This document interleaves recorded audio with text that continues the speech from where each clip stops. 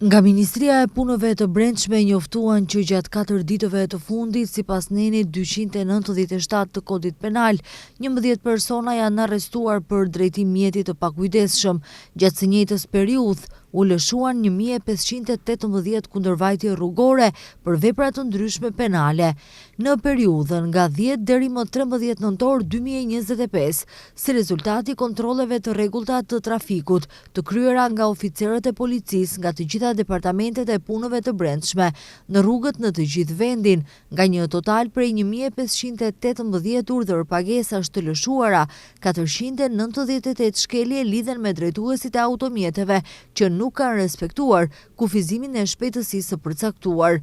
11 persona u privuan nga liria për drejtim mjeti të pakujdesshëm në përputhje me nenin 297A të Kodit Penal, 8 prej të cilëve për drejtim mjeti në ndikimin e alkoolit, 3 për drejtim mjeti me shpejtësi që të i kalon shpejtësinë e lejuar në një zonë të populluar, thon nga Ministria e Punëve të Brendshme. Ata shtojnë më tej se gjatë fundjavës së kaluar janë regjistruar 942 shkelje për parkim të papërshtatshëm.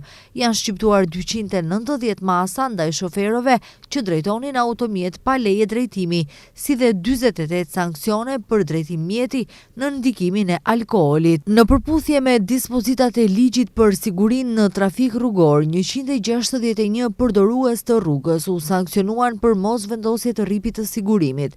Në përputhje me ligjin për automjetet, 64 automjete u hoqën nga trafiku për shkak të paregjistrimit dhe 5 për defekte teknike. Kontrollet e trafikut do të vazhdojnë edhe në periudhën e vazhdim.